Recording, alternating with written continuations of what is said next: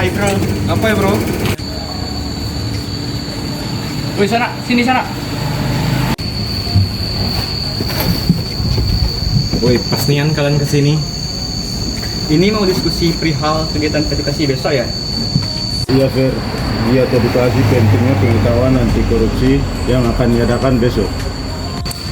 Iya Ses, jadi tujuan edukasi ini nanti itu untuk mencegah perilaku korupsi demi kesejahteraan bangsa. Walah, keren juga tuh. Betul, aku punya saran. Gimana kalau kita di awal kita membahas perihal apa itu korupsi? Betul Ses. Biar aku aja yang jelasin kalau korupsi itu menurut Undang-Undang Nomor 31 Tahun 1969 tentang pemberantasan tindak korupsi. Korupsi adalah setiap kegiatan melawan hukum yang menyebabkan kerugian negara atau perekonomian negara. Betul tuh kalau menurut undang-undang, tapi kalau secara umum korupsi bukan hanya berbuat untuk merugikan saya.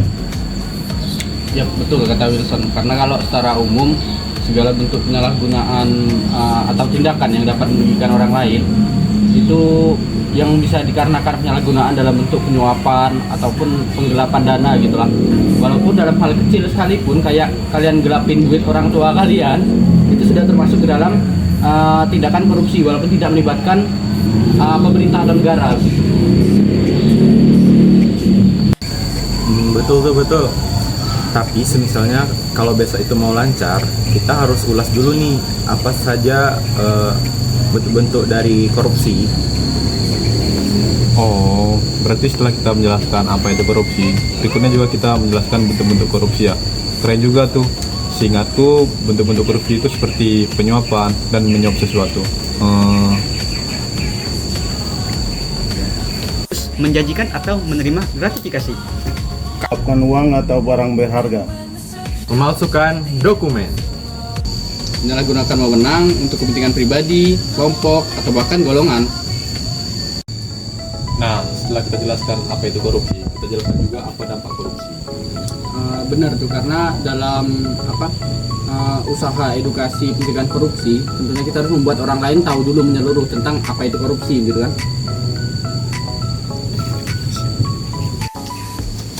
Kalau setahu aku ya, korupsi itu dampaknya dapat memperlambat pertumbuhan ekonomi, Tingkatkan kemiskinan.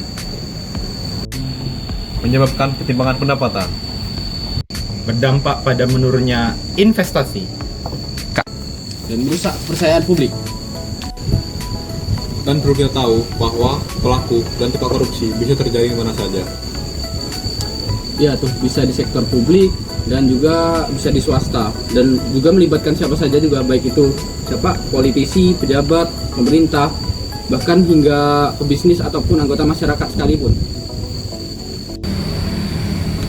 Setelahnya kita jelasin nih tentang cara-cara mencegah perilaku korupsi. Kalau setahu aku sih ya, caranya itu bisa dengan implementasi dengan sikap-sikap jujur, disiplin, berani, bertanggung jawab, sederhana, bersyukur, tentunya jujur serta adil. Betul tuh. Dan jangan lupa terus tingkatkan rasa syukur dan juga perbanyak pendidikan moral. Nah, bener semua tuh. Dan nanti kalau di antar kita ada yang menjadi pejabat, kita harus terapkan transparansi. Jangan cuma transparansi, tapi lengkapi juga dengan menjaga integritas profesional. Dan jangan lupa, kita saat ini mau bikin edukasi anti korupsi untuk mencegah korupsi demi kesejahteraan bangsa. Jadi, kalau suatu saat kita punya kuasa, tolong buat sistem yang jelas. Dan jangan salah gunakan kekuasaan itu ya. Jadi teman-teman, bukalah mata tentang kerugian korupsi.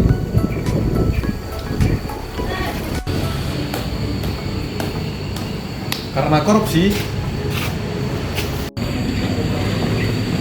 Melemahkan stabilitas politik dan keamanan. Rusak tatanan sosial dan keadilan.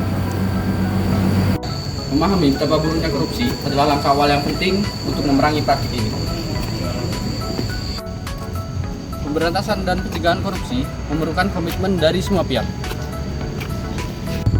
baik pemerintah, lembaga hukum, maupun partisipasi aktif dari masyarakat. Mari wujudkan bersama. Mari wujudkan bersama. Mari wujudkan bersama. Bersama. Mari wujudkan bersama. Indonesia tanpa korupsi. Korupsi hilang, rakyat musnah. Berani korupsi, berani masuk bui. Katakan tidak pada korupsi. Mari sama-sama kita sadarkan diri kita tentang buruknya dampak korupsi dan mulai stop korupsi. Karena korupsi merugikan negeri. Sekian dari kami, kelompok Sorsugen. Terima kasih.